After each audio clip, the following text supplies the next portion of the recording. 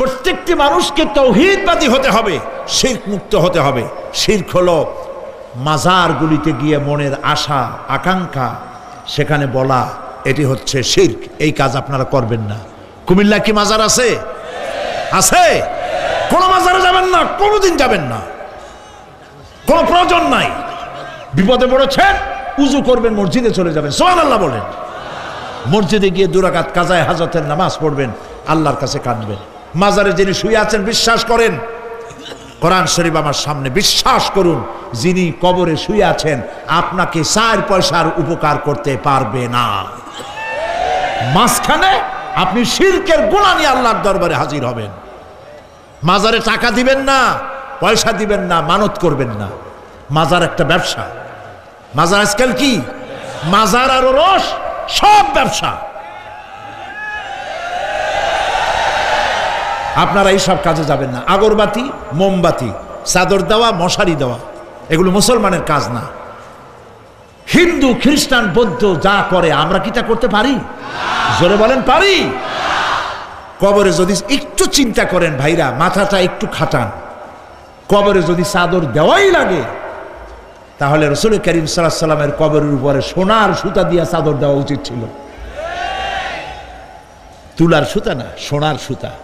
আর ওই রকমের দেওয়ার সিস্টেম হলে উম্মতেরা সোনার সুতা না, নিজের বুক নিজে ভাইয়া কলিজা পার করে রাসূলুল্লাহর কবরের উপর দিয়ে দিত।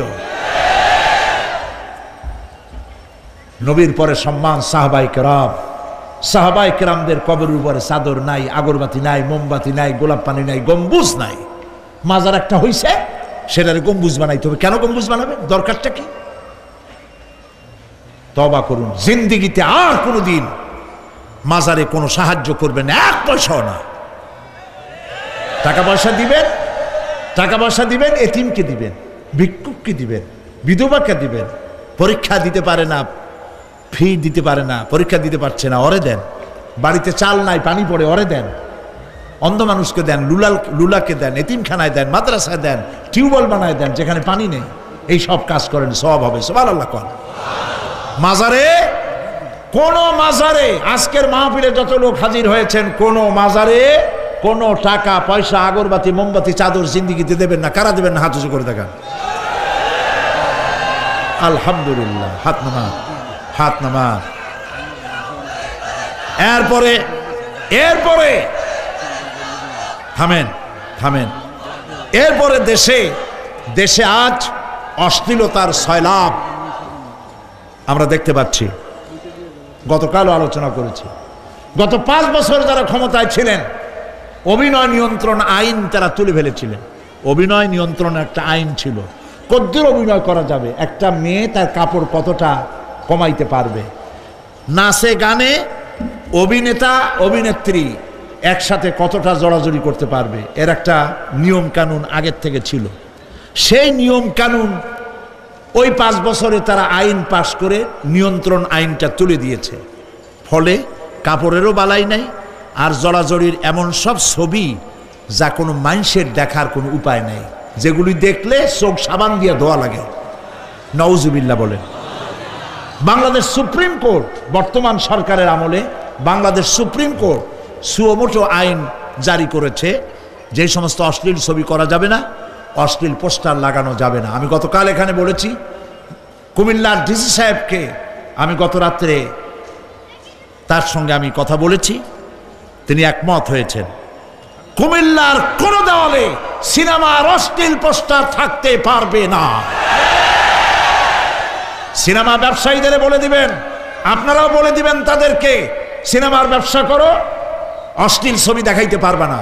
বাইরে লেখা থাকবে একটার ভিতরে কাটপিস দেখাবা ইংলিশ ছবি। এই হারাম ব্যবসা, সিনেমার ব্যবসা যারা করে ওদের মতো কপাল পোড়া আকাশের নিচে জমিনের উপরে আর নাই। কারণ কি জানেন? কারণ কি? আরে বাবা থামো। কারণ কি সেটা শোনেন। কারণ হচ্ছে মসজিদ যে বানাইলো, ওই মসজিদে যতদিন নামাজ হবে, জিকির হবে, তেলাওয়াত হবে, কিয়ামত পর্যন্ত যে পয়সা দিছিল সে সওয়াব পাবে। আর সিনেমা যে বানাইলো, সিনেমা দেখিয়া এরকম বই কি কুমিল্লা আসছে? এমন একটা লোকেরা বলা বলি করতেছে সুবহানাল্লাহ, এমন একটা ছবি আসছে যারাই দেখলো সব উমরা করতে রওনা হয়ে গেছে। এমন ছবি আসছে যা দেখা সমস্ত মানুষ তাহাজ্জুদ পড়া শুরু করছে। এরকম হয়েছে। যত ছবি আসলো, ছবি দেখলো, পরের মেয়ে কেমনে হাইজ্যাক করবে, কেমনে ব্রিফকেসের মধ্যে বন্দুক রাইফেল এগুলি ভাঙ্গে চুরে থুইয়া 10 তলার গ্লাস ভাঙ্গা লাভ দিয়ে পড়িয়া খালের মধ্যে পড়িয়া নদীর মধ্যে দিয়ে ফুরিয়ে উঠিয়া পাহাড়ের উপর দিয়ে পরের মেয়ে নিয়ে দৌড় দিল। এইসব সন্ত্রাসী, ডাকাত, জেনাকার, বদমাশ তৈরি করা হয়। ঠিক না বলো? এই সিনেমা যারা বানাইছো কান খুলে শোনো, এই সিনেমা যারা দেখতে আসলো জোহরের নামাজ গেল, মাগরিবের নামাজ গেল, আসর গেল, এশার নামাজও গেল, ঠিক কিনা? এতগুলা নামাজ গেল, আর তারপরে চরিত্র নষ্ট করলো। চরিত্র নষ্ট করে ফেন্সিডিল খাইলো, এরপরে চুরি করলো, ডাকাতি করলো, সন্ত্রাস করলো, জেনা করলো। বেটা তুই মর, যে সিনেমা বানাইছো মর, মরে দেখবি কিয়ামত পর্যন্ত এই সিনেমা দেখে যত লোকের চরিত্র নষ্ট হয়েছে সমস্ত পাপ মাথায় নিয়ে কিয়ামত আল্লাহর দরবারে দাঁড়াতে হবে। সুতরাং সিনেমার ব্যবসায়ীরা কানে ধরে সিনেমার ঝাঁটা বেড়ে দূর করে দাও। যদি মুসলমান হও, মুসলমানের যদি জন্ম দিয়ে থাকে, সিনেমার ব্যবসা বাদ দিয়ে দাও।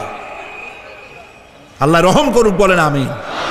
কপাল পোড়া না হইলে সিনেমার ব্যবসা, এত ব্যবসা থুইয়া তুমি মানুষের চরিত্র ধ্বংস করার জন্য ব্যবসা করতেছ। এরপরে আকাশ সংস্কৃতি, কে যাবে? আকাশ সংস্কৃতি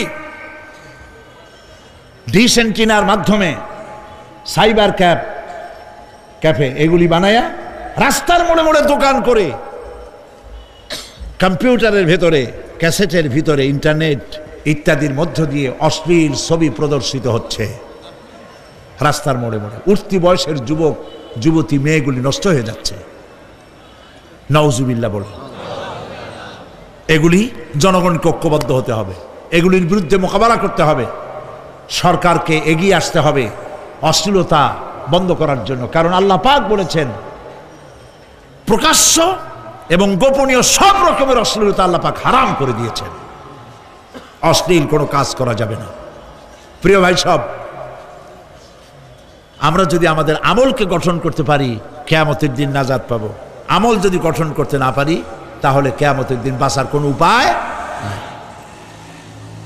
প্রিয় ভাইয়েরা, এই জন্য আল্লাহ রাব্বুল আলামিন কোরআনে কারীমের মধ্যে বলেছেন আল্লাযী খালাকাল মাউতা ওয়াল হায়াতা লিয়াবলুয়াকুম আইয়ুকুম আহসানু আমালা।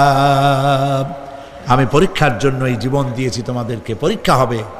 এই পরীক্ষা, জীবন আর মৃত্যু দুটো জিনিস দিয়েছি পরীক্ষা করার জন্য। এই পরীক্ষার জন্য তোমরা পাস করতে পারো। পরীক্ষা আসছে, এখন প্রশ্নপত্র সব ফাঁস করে দেওয়া হয়েছে। প্রশ্নগুলি সঠিকভাবে আদায় করুন, প্রশ্নগুলি পড়ুন এবং জীবনটাকে সেইভাবে গড়ুন। নামাজটা সহি করে আদায় করুন। বহু মুসলমান আছে নামাজই পড়ে না, নামাজ পড়তে জানেও না। নবী করিম সাল্লাল্লাহু আলাইহি ওয়াসাল্লাম বলেছেন সাল্লু কামা রাআইতুমুনি উসাল্লি, নামাজ পড়ো সেইভাবে যেভাবে আমাকে তোমরা পড়তে দেখো। সুবহানাল্লাহ। আর রাসূলুল্লাহ কেমনে নামাজ পড়তেন? এইটা বর্তমান বিশ্বের শ্রেষ্ঠ হাদিস বিশারদ আল্লামা নাসিরউদ্দিন আলবানী তিনি ইন্তেকাল করেছেন। আল্লাহ পাক তাকে জান্নাতুল ফেরদাউসের মেহমান বানায় নিক, বলেন আমিন। তার লেখা বই আছে রাসূলুল্লাহ সাল্লাল্লাহু আলাইহি ওয়াসাল্লামের নামাজ। বইয়ের নাম রাসূলুল্লাহ সাল্লাল্লাহু আলাইহি ওয়াসাল্লামের নামাজ। ছোট্ট একটা বই। এই বইটা আপনারা কিনবেন। এই বইটা যেভাবে লেখা আছে নামাজ সেইভাবে পড়বেন। নামাজ রাসূল করিম ঠিক যেভাবে পড়েছেন ওইভাবেই লেখা আছে। আপনি আন্দাজে পড়লে হবে না, টুকুর টাক্কুর করে কয়েকটা সেজদা দিলেই হবে না। তা দিলে আর কান, একটা সেজদা থেকে আরেকটা সেজদার মাঝখানে সময় দিতে হবে, রুকু থেকে দাঁড়ায় সময় দিতে হবে, ধীরে ধীরে নামাজ পড়তে হবে। অথচ আমরা নামাজ পড়ি সব থেকে ব্যস্ততার সাথে, দ্রুত, রকেট সার্ভিস। কোরআন শরীফের ভিতরে নামাজের গুরুত্ব সর্বাধিক দেওয়া হয়েছে। নামাজের কথা কয়বার বলা হয়েছে? 82 বার।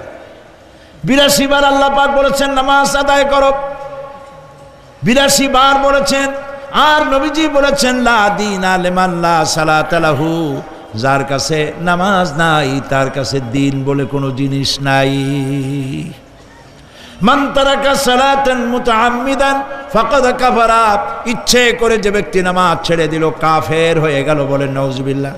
কিয়ামতের দিন, বুখারী শরীফের হাদিস, আল্লাহ পাকের নবী বলেছেন কিয়ামতের দিন সর্বপ্রথম আল্লাহ জিজ্ঞেস করবেন বান্দা নামাজ পড়ছো কিনা। প্রথম প্রশ্ন কি বলেন? প্রথম প্রশ্ন কি? যার নামাজ কবুল তার সমস্ত নেক আমল মঞ্জুর, যার নামাজ কবুল হবে না কোনোটাই মঞ্জুর হবে না। কথা বুঝতে পেরেছেন? নামাজ সঠিকভাবে আদায় করতে হবে। নবী করিম সাল্লাল্লাহু আলাইহি সাল্লাম ইন্তেকালের 5 দিন আগে থেকে জ্বর আক্রান্ত হলেন, রোগাক্রান্ত হলেন, জ্বরে আর মাথার যন্ত্রণায় অস্থির হয়ে যেতে লাগলেন। বেহুশ হন, আবার হুশ হন। যেদিন তিনি ইন্তেকাল করবেন তার আগের দিনেও তিনি জোহরের নামাজ পড়ার জন্য সাহাবীদের কাঁধের উপরে ভর দিয়ে নামাজ পড়তে গেছেন। পা উঁচু করে নিতে পারেন নাই, পা টেনে টেনে নিয়েছেন। তিনি সেখানে খুতবা দিলেন, বললেন ও আমার উম্মতেরা, এই পৃথিবীতে আল্লাহ রাব্বুল আলামিন তার এক বান্দাকে পৃথিবীর সব জাগতিক সম্পদ দিতে চেয়েছিলেন, কিন্তু সেই বান্দা সব জাগতিক সম্পদকে উপেক্ষা করে আল্লাহর সঙ্গে দিদার করা বেশি পছন্দ করেছেন। কেউ কিছুই বুঝলো না। হযরত আবু বকর রাদিয়াল্লাহু তাআলা আনহু খুব কাঁদতে লাগলেন। তিনি বুঝতে পেরেছেন যে এই পৃথিবীতে সমস্ত সম্পদ দিতে চেয়েছিলেন আল্লাহ যাকে, তার নাম বিশ্বনবী। তিনি সবগুলি উপেক্ষা করে আল্লাহর সঙ্গে দিদার করা বেশি পছন্দ করেছেন। আমরা অতি তাড়াতাড়ি নবীজি থেকে নবীর এতিম হয়ে যাব। পরের দিন ইশার নামাজের রক্ত হলো, আজান হয়ে গেল। মসজিদে মুসল্লিরা ভরে গেছে, সাহাবায়ে কেরাম সব এসে গেছেন। হুজুরের জন্য বহুক্ষণ অপেক্ষা করার পর হযরতে আবু বকর রাদিয়াল্লাহু তাআলা আনহু তিনি ইমামতির জায়গায় দাঁড়ায় গেছেন। নবীজি বেহুশ অবস্থায় ছিলেন ঘরের মধ্যে। হুশ আসার পর তিনি হযরত আয়েশাকে বললেন, আয়েশা, মসজিদে নববীতে এখন কি হতেছে? তিনি বললেন, নামাজ হচ্ছে। লোকেরা আপনার অপেক্ষা করেছে, কিন্তু আপনাকে না পাইয়া দীর্ঘক্ষণ অপেক্ষা করার পর আপনাকে না পেয়ে আমার বাবার ইমামতিতে তারা নামাজ পড়তেছে, কিন্তু মুসল্লিদের মধ্যে কান্নার রোল পড়ে গিয়েছে। তাদের ধারণা হয়েছে নবীজির জায়নামাজে যখন হযরত আবু বকর দাঁড়ায় গেছে, নবীজির পিছনে নামাজ পড়া আর আমাদের কিসমতে হবে না। নবীজি বলছেন, আয়েশা রে, মসজিদে নববীর দিকের দরজাটা খুলে দাও, আমি নামাজের দৃশ্য দেখতে চাই। দরজা খুলে দেওয়া হলো।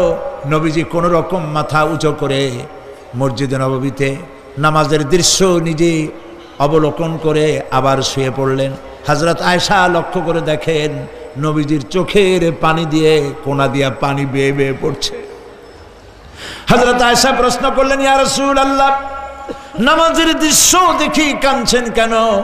হুজুর বলেন, আয়েশা রে, এটা কোনো দুঃখের পানি নয়, আমি কাঁদতেছি এই জন্যে, এই নামাজের জামাত কায়েমের জন্য তায়েফের ময়দানে অনেক রক্ত ঝরেছে, আবার উহুদের ময়দানে দান দান শহীদ হয়েছে, সাহাবায়ে কেরাম জীবন দিয়েছে। আজ আমি দেখতে পেলাম আমার উম্মতেরা জামাতে নামাজ পড়ছে। আমার ধারণা হলো ভবিষ্যতে কিয়ামত পর্যন্ত আমার উম্মতেরা এইভাবে জামাত বন্দী হয়ে নামাজ আদায় করবে। নবীজি আবার বেহুশ হয়ে পড়লেন। মসজিদে নববী থেকে আজ আর কেউ বাড়ি যায় না, সবাই কান্দে। আজ রাত বোধহয় নবীজি কাটাবেন না। মেয়েরা কাঁদতেছে, সাহাবায়ে কেরাম কাঁদতেছেন, আজওয়াজে মুতাহারাত তারা কাঁদতেছেন। নবীজির আবার হুশ হলো, তাকায় দেখেন ঘরের মধ্যে কান্নাকাটি, মসজিদে নববীতে কান্নাকাটি। সব থেকে বেশি কাঁদতেছেন মা ফাতেমা। নবীজি হযরত ফাতেমার কান্না দেখে ইশারা করলেন, কাছে আয়। হযরত ফাতেমা রাসূলের কাছে গেলেন। নবীজি কানে কানে কি যেন বললেন, কান্নাটা বন্ধ হয়ে গেল। হযরত আয়েশা জিজ্ঞেস করলেন, মা, তোমার আব্বা তোমার কানে কি বললো আর কান্না বন্ধ হয়ে গেল? হযরতে ফাতেমা বলে, আম্মাজি, আমার আব্বা আমাকে বললেন, মা ফাতিমা, তোমার কান্না আমার বরদাস্ত হয় না, কেঁদো না, আমি মৃত্যুর পরে সকলের আগে তোমার সাথে আমার দেখা হয়ে যাবে। হযরত ফাতেমা বলছেন, আম্মাজি, আমি বুঝতে পেরেছি আমার আব্বার এই কথার অর্থ কি। নবীজির ইন্তেকালের পরে আত্মীয় স্বজনের মধ্যে সবার আগে আমার মৃত্যু হবে, আর আমার পিতার সাথে আমি মিলিত হতে পারবো। রাত যখন শেষ হয়ে এলো, নবীজির হুঁশ হয়েছে, তাকায় দেখেন হযরত জিবরাইল দাঁড়ানো। হযরত জিবরাইল নবীজির চেহারা মোবারকের দিকে তাকায় বলেন, আসসালামু আলাইকা ইয়া রাসূলুল্লাহ। আল্লাহ আপনাকে সালাম বলেছেন, আর আল্লাহ পাক জানতে চেয়েছেন আপনার মুখে আপনি কেমন আছেন। আল্লাহ জানেন আপনার অবস্থা কি, তারপরেও আপনার মুখে শুনতে চেয়েছেন আপনি কেমন আছেন।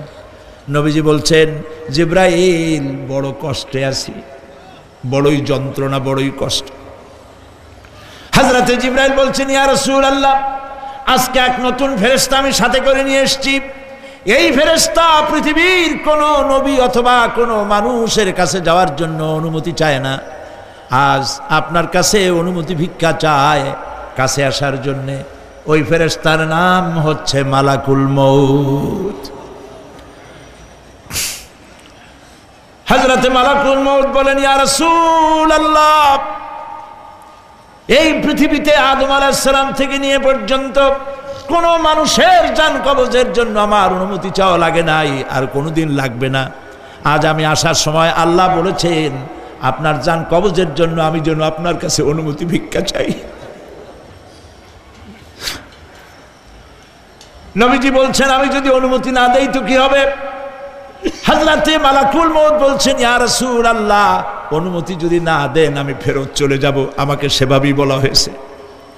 হযরতে জিবরাইল বলেন, ইয়া রাসূলুল্লাহ, হে আল্লাহ রাব্বুল আলামিন আপনার দিদারের ইন্তজার করতেছে।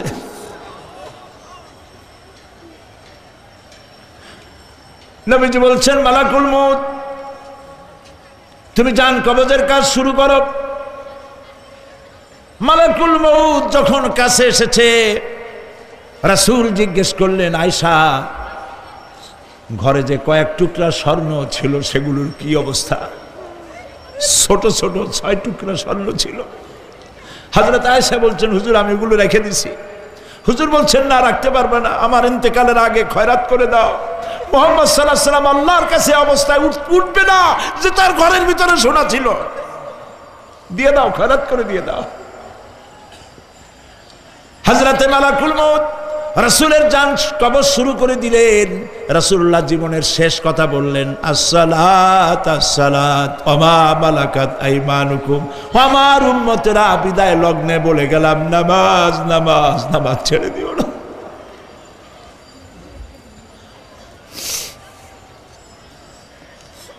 প্রিয় ভাইরা, নবী করিম সাল্লাল্লাহু আলাইহি ওয়াসাল্লাম জীবনের শেষ কথা বলে গেছেন নামাজ। সেই নামাজে আমাদের যত সব অবহেলা, স্ত্রীকে নামাজ পড়ান, বউকে নামাজ পড়ান, ছেলে মেয়েকে নামাজ পড়ান। দোকানদার ভাইরা যখন আজান হয়ে যাবে দোকান বন্ধ করে দেন, আপনি আপনার কর্মচারীরা নামাজ পড়তে যান। যতটুকুন সময় নামাজ পড়তে গেছে এই সময় বিক্রি করলে যা লাভ হইতো এরপরে বিক্রি করলে আল্লাহ 10 গুণ বেশি বরকত দিতে পারেন। পারেন কিনা? পারেন কিনা? পারেন। আল্লাহর বিশ্বাস করেন, আল্লাহ আপনারে বরকত দিবে। আপনার কর্মচারী, দোকানদারে, বাড়ি ঘরে স্ত্রী পুত্র পরিজন যারা আছে সবাইকে নামাজি বানান। নামাজি বানাবার জন্য চেষ্টা করেন। নামাজ রোজা ইত্যাদি করুন। মিথ্যা বলবেন না, ওজনে কম দিবেন না, খাদ্যে ভেজাল দিবেন না, ঘুষ খাবেন না, ঘুষ দিবেন না, মানুষের উপর অত্যাচার করবেন না, কাউকে কষ্ট দিবেন না, মানুষ যেন আপনার ব্যবহারে কষ্ট না পায়। আল্লাহ পাক বলেছেন, ওয়াকুলু লিন্নাসি হুসনা, মানুষের সাথে সুন্দর সুন্দর কথা কও। নবী করিম সাল্লাল্লাহু আলাইহি ওয়াসাল্লাম বলেছেন, মানুষের সাথে যদি হাসি মুখে কথা বলো একটা সদকা দেওয়ার সমান সওয়াব হয়ে যাবে। মানুষকে ভালোবাসো, গরিবদের ভালোবাসো, তাদের অর্থ করি দাও, পয়সা করি দাও, তোমার যা আছে দিতে থাকো। কুয়ার পানি যত উঠাবেন তত কুয়ার পানি ভালো থাকবে, আর পানি উঠাবেন না কুয়ার পানি পচে যাবে। এই জন্য আল্লাহর রাস্তায় পয়সা যত ইনকাম হচ্ছে খরচ করতে থাকেন, আল্লাহ পাক দিতে থাকবেন। আল্লাহ পাক বলেছেন যে সদকার মালকে আল্লাহ বৃদ্ধি করে দেন, আর দান সদকা যারা করে না, জাকাত দেয় না, তাদের মালকে আল্লাহ ধ্বংস করে দেন, হালাক করে দেন। এগুলোর দাম নাই, অশান্তি বাড়বে। বউ কথা শুনবে না, সন্তানাদি কথা শুনবে না, মামলা মোকদ্দমা, অশান্তি আর অশান্তি। আর আল্লাহর পথে থাকুন, আল্লাহ শান্তি বাড়ায় দেবেন। আমরা বলি আমিন। প্রিয় ভাই সব, আমি কিছু আলোচনা আজকে আল্লাহ পাক যা করাইছেন এগুলি যেন আল্লাহ আমারে আমল করার তৌফিক দেন। আমি মাঝে মধ্যে ভয় পাই, একদিন তো এই খবর নিশ্চয়ই হবে যে সাইদি বিদায় হয়ে গেছে।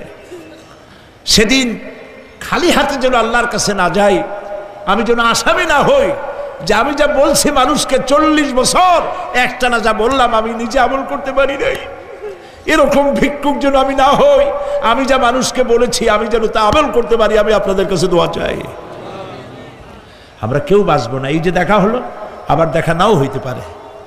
সেই জন্য আমরা আমাদের জীবনকে যেন তৈরি করি। আপনারা কোরআন শরীফ পড়ুন, দিন শিখুন, ইমান শিখুন, ভালো থাকুন, ভালো হয়ে চলুন। এখন মোনাজাত হবে, দাঁড়ানো ভাইরা বসেন। রাস্তাঘাটে দুজন মুসলমান করে একটা মহিলা এবং তার ছেলে, রাস্তাঘাটে যিনি যেখানে আছেন, আখেরি মোনাজাত, অ্যাডভোকেট উনি দায়িত্ব নিয়েছেন। এই মোনাজাতে অংশগ্রহণ করা একটা বিরাট সওয়াবের কাজ। সুবহানাল্লাহ। দাঁড়ানো ভাইরা বসেন। আমি তো দেখতে পাচ্ছি কোথায় কে দাঁড়ানো, বসতে বলছি। আমি তো এর আগে বলিনি একবারও যে বসান বসেন। মোনাজাতের আদব হলো বসা। রাস্তায়, পথে, ঘাটে, গেটে যিনি যেখানে আছেন সেখানে বসে আর জোরে সরে জিকির করেন সুবহানাল্লাহ, আলহামদুলিল্লাহ, লা ইলাহা ইল্লাল্লাহ। কবির নেতৃত্ব নগতি কোণের আছে মারা দেখতে সুবহানা ইসলাম সেখানে সদস্য নজরুল ইসলাম। সুবহানাল্লাহ, আলহামদুলিল্লাহ, লা ইলাহা ইল্লাল্লাহ। জোরে করেন সুবহানাল্লাহ, আলহামদুলিল্লাহ, লা ইলাহা ইল্লাল্লাহ, লা ইলাহা ইল্লাল্লাহু মুহাম্মাদুর রাসূলুল্লাহ। দুইজন অমুসলিম হিন্দু মুসলমান হওয়ার জন্য এসছেন, মা এবং ছেলে। মা এবং ছেলে, মা আছেন মহিলা প্যান্ডেলে, পাশেই এই পেছনে মহিলা প্যান্ডেলে মা আছেন। তার পূর্ব নাম হলো হাসিরানী শীল, রামনগর বাড়ি, জাঙ্গালিয়া, কুমিল্লা। বর্তমান নাম পছন্দ করেছে ফাতেমা বেগম। আর তার ছেলে নাম হলো সুমন চন্দ্রশীল। কই সুমন চন্দ্রশীল। বর্তমান নাম পছন্দ করেছে মোহাম্মদ ওমর ফারুক। মাশাআল্লাহ। এর এফিডেভিট সরকারি নিয়ম অনুযায়ী অ্যাডভোকেট নাজির আহমদ হুসাইনি আগামীকাল তাদের এফিডেভিটের ব্যবস্থা করে দেবেন। আলহামদুলিল্লাহ বলে এখন তারা মুসলমান হবে।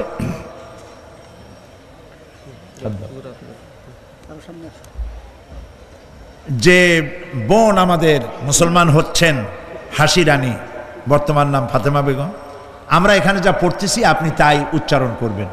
তুমি জোরে জোরে বলবা। আপনারা সবাই বলেন লা ইলাহা ইল্লাল্লাহু মুহাম্মাদুর রাসূলুল্লাহ। আল্লাহ ছাড়া কোনো ইলাহা নাই, মাবুদ নাই, মুহাম্মদ সাল্লাল্লাহু আলাইহি ওয়াসাল্লাম আল্লাহর প্রেরিত রাসূল। আশহাদু আন লা ইলাহা ইল্লাল্লাহু ওয়াহদাহু লা শারীকা লাহু ওয়া আশহাদু আন্না মুহাম্মাদান আবদুহু ওয়া রাসূলুহু। আমি সাক্ষ্য দিচ্ছি আল্লাহ ছাড়া কোনো ইলাহা নাই, কোনো মাবুদ নাই, কোনো উপাস্য নাই। তিনি এক, তিনি একক, তার কোনো অংশীদার নাই।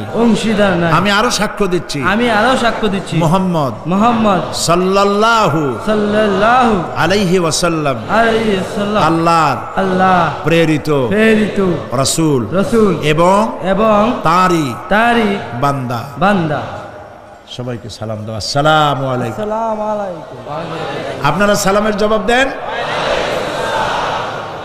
আল্লাহর এই বান্দা মাত্র কয়েক মুহূর্তে আগে ছিল মুশরিক, আর এখন আমাদের তাওহীদি ভাই। আমাদের কি হয়ে গেছে? ভাই। আমাদের সকলের আমলনামায় গুনাহ আছে, এই যুবকের আমলনামায় এখন কোনো গুনাহ নাই, নিষ্পাপ মাসুম বেগুনাহ। আল্লাহ তার প্রতি রহম করুক, আমরা বলি আমিন। ইসলাম কবুল করার স্বেচ্ছায় সজ্ঞানে ইসলাম কবুল করার কারণে এই বিশাল লাখো জনতার পক্ষ থেকে আমি তাকে আলিঙ্গন করছি।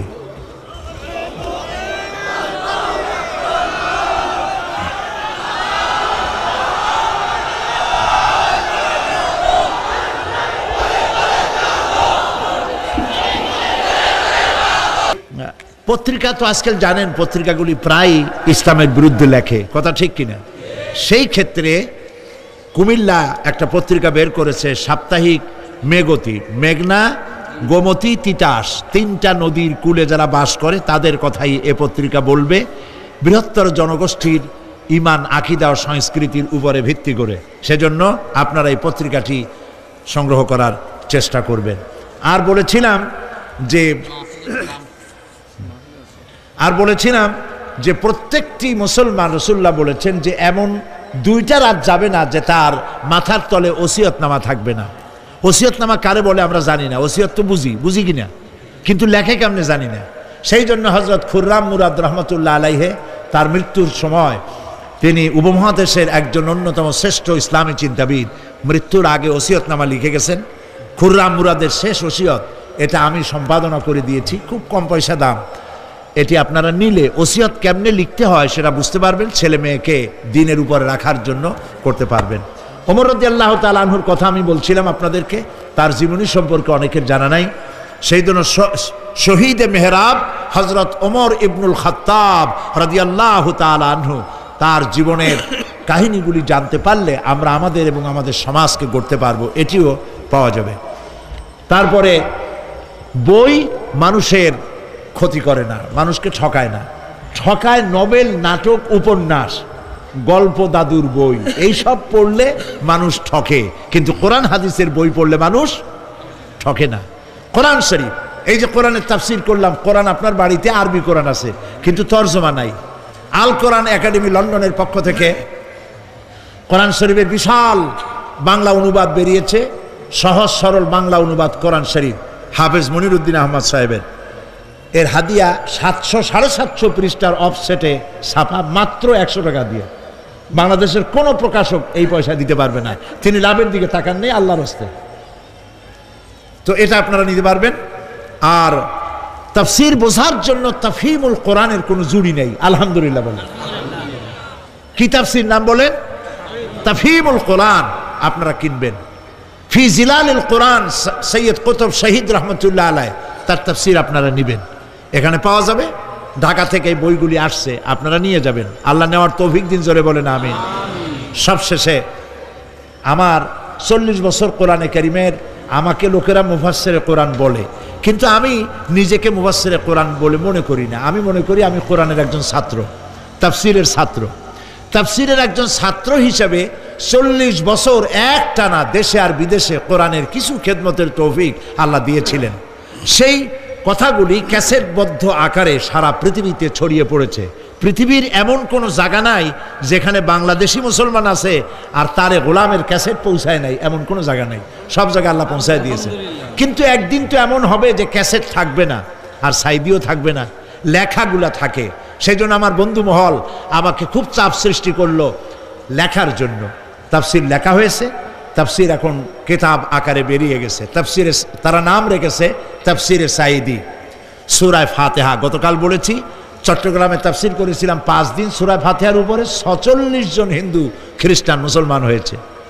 সূরা নাবা করলাম, এবার 31 জন হয়েছে।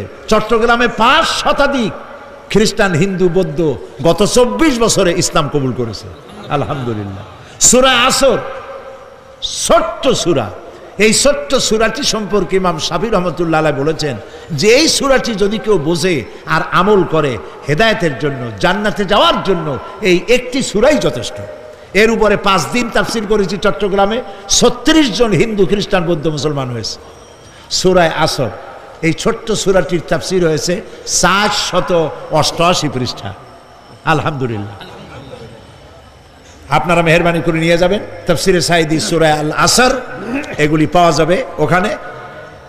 এই বিশাল কিতাবের হাদিয়া তারা রেখেছে মাত্র 200 টাকা।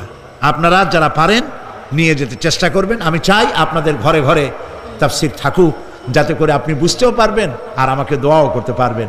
আমি আমার পক্ষ থেকে, আমি নিজের ভাইয়ের মতো মনে করি, আজকের সভাপতি কুমিল্লার সকল মানুষের কাছে সম্মানের পাত্র আলহাজ এম.এ. চৌধুরী সাহেবকে আমি সূরা তাফসীরে সাঈদী সূরা আল আসর আমি হাদিয়া দিচ্ছি।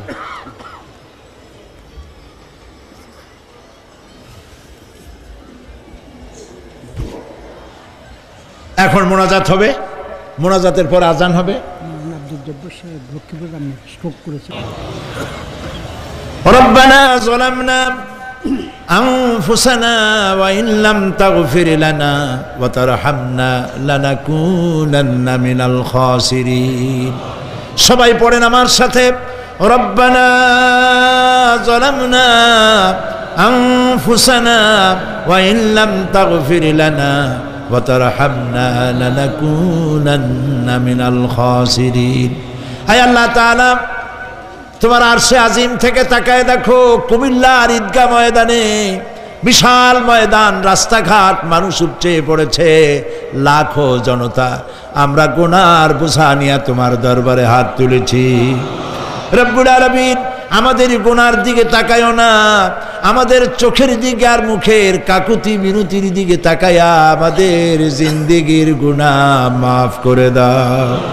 রব্বুল আলামিন, সারা জীবন নাফরমানি করেছি, শিরক বিদআত সহ এমন কোনো গুনাহ নাই যা কম বেশি আমরা করি নাই। আল্লাহ তাআলা দয়া করে আমাদের জীবনের গুনাহ মাফ করে দাও। আয় আল্লাহ তাআলা, আমাদের মধ্য থেকে যাদের আব্বাজান দুনিয়া থেকে বিদায় হয়ে গেছে, আমাদেরকে কত কষ্ট করে তারা মানুষ করেছিলেন, আজকে তারা দুনিয়ায় নাই। আল্লাহ তাআলা, বিদেশে যদি আত্মীয় স্বজন চলে যায়, মাসে মাসে অথবা প্রতিদিন টেলিফোনে খবরও পাওয়া যায় আমাদের মা বাপ দুনিয়া থেকে বিদায় হয়ে গেছে, বছরের পর বছর, যুগের পরে যুগ, কি অবস্থায় আছে কোনো খবর জানি না। রব্বুল আলামিন, আমাদের গর্ভধারিণী জনম দুঃখিনী মা নিজে না খেয়ে আমাদেরকে খাওয়াইছেন, গর্ভে রেখে কষ্ট করেছেন, ডেলিভারি করতে কষ্ট করেছেন, 2.5 বছর বুকের দুধ খাওয়াইয়া মানুষ করেছেন। আমাদের মা বাপ যাদের দুনিয়া থেকে বিদায় হয়ে গেল, আল্লাহ কবরটাকে জান্নাতের টুকরা বানায়া দাও। রব্বির হামহুমা কামা রব্বায়ানি সগীরা। সবাই পড়েন, রব্বির হামহুমা কামা রব্বায়ানি সগীরা। আয় আল্লাহ তাআলা, সারা পৃথিবীতে আজ মুসলমানদের বড়ই দুর্দিন, মুসলমানদের পক্ষে কথা বলার লোক আজ আর নাই। আল্লাহ তাআলা, কাশ্মীরের মুসলমানেরা কষ্ট পেতেছে, তাদেরকে পাখির মতো গুলি করে হত্যা করা হচ্ছে, প্যালেস্টাইনি মুসলমানদেরকে অভিশপ্ত ইহুদিরা মারতেছে। আয় আল্লাহ তাআলা, বাগদাদে যে ইরাকে অনেক নবীর মাজার আছে, মাহবুবে সুবহানি, কুতুবে রব্বানি, শেখ মহিউদ্দিন আব্দুল কাদের জিলানী রহমতুল্লাহ আলাইহি যে মাটিতে শুয়ে আছেন, মুসলমানের দেশ। আয় আল্লাহ তাআলা, কাফেরেরা সব ঐক্যবদ্ধ হয়েছে, মুসলমান দেশগুলি শেষ করে দেবে। আল্লাহ তোমার কাছে সাহায্য চাই।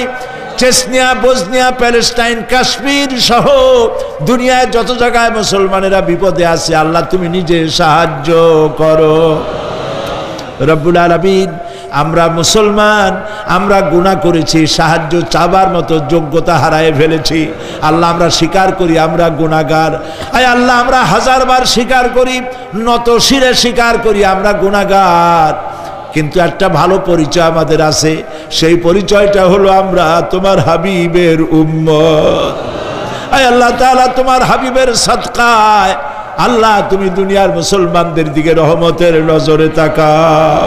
আল্লাহ, আমাদের জীবনের গুনাহ মাফ করে দাও। আল্লাহ, মুসলমানদেরকে তুমি সাহায্য করো। রব্বুল আলামিন, কিয়ামতের দিন যেদিন পায়ের নিচে হবে তামার মতো মাটি, গুনাহগারের মাথার চান্দি ফেটে গিয়ে মগজগুলো গলে গলে পড়বে, জিহ্বাটা নাভিস্থল পর্যন্ত ঝুলে পড়বে, ময়দানে সারা পড়বে পানি পানি বলে। আল্লাহ ওই দিনে তোমার হাবিবের হাতের কাউসারের পেয়ালা আমাদের নসিব করে দিও। তোমার হাবিব বলেছেন 3000 বছর ধরে তুমি জাহান্নামের আগুনকে উত্তপ্ত করেছো, রক্ত মাংসের শরীর নিয়ে আমরা আগুনে জ্বলতে পারবো না। আল্লাহ জাহান্নামের আগুন আমাদের জন্য হারাম বানায়া দাও। আল্লাহুম্মা আজিরনা মিনান নার। সবাই পড়েন আল্লাহুম্মা আজিরনা মিনান নার, আল্লাহুম্মা আজিরনা মিনান নার। আয় আল্লাহ তাআলা, আমাদের আকীদা, আমাদের বিশ্বাস হলো এই, আমরা এখন কোথায় বসা তুমি দেখতে পাচ্ছ,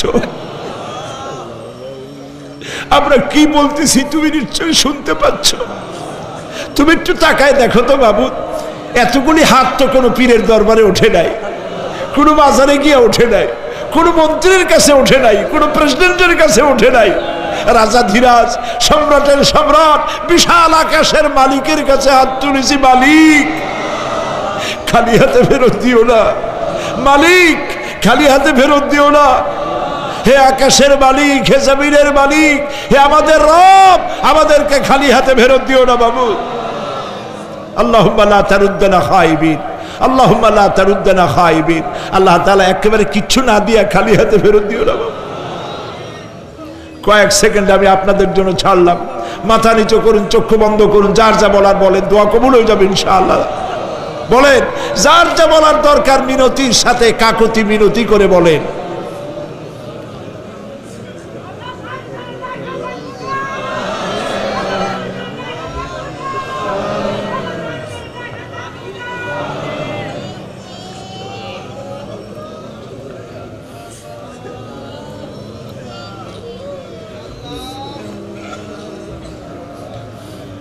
আল্লাহ তাআলা তোমার বান্দারা, তুমি তাকায় দেখো, আসামির মতো বসছে, কি চাইতেছে তুমি শুনতে পাচ্ছ।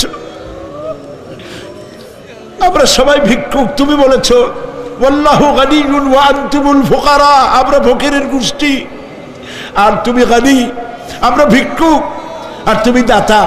আল্লাহ তাআলা আমাদেরকে খালি হাতে ফেরত দিও না বাবু। এই মাঠ থেকে কেউ যেন গুনার বোঝা নিয়ে ফিরে না যায় বাবু। আল্লাহ তাআলা সিরাতুন নবী কমিটি প্রত্যেক বছর মাহফিল করতেছে, আল্লাহ তাদেরকে কবুল করো। আল্লাহ তাআলা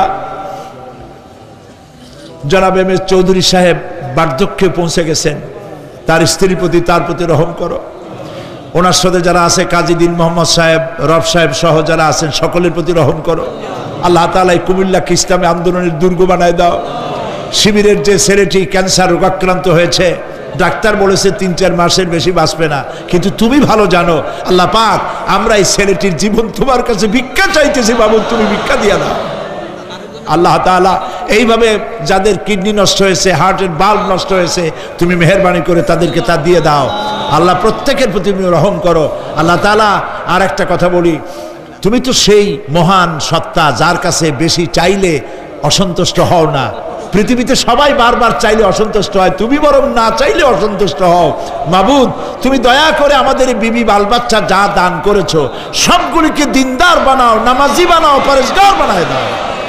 আমাদের সন্তানগুলি আমরা হেদায়েত করতে পারবো না, আমাদের স্ত্রীদের আমরা হেদায়েত করতে পারবো না, হেদায়েতের মালিক তো তুমি।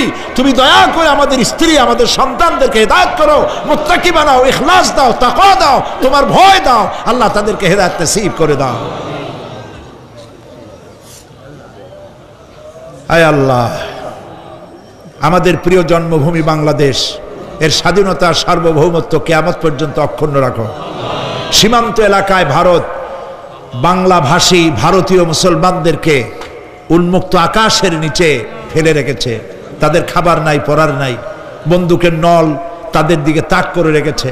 আল্লাহ তাআলা ভারতের এই জালিম কাফের সরকারের হাত থেকে মুসলমানদেরকে রক্ষা করার জন্য তোমার কাছে আমরা ভিক্ষা করতেছি, দরখাস্ত করতেছি। আল্লাহ, ভারতের জালেম কাফের মুশরিক সরকারের হাত থেকে মুসলমানদেরকে বাঁচাও, রক্ষা করো। বাংলাদেশে এক শ্রেণীর লোকেরা বাংলাদেশের বিরুদ্ধে দেশে বিদেশে ষড়যন্ত্র আর অপপ্রচার করছে। আল্লাহ তাআলা এই হিংসুকদেরকে অপপ্রচার থেকে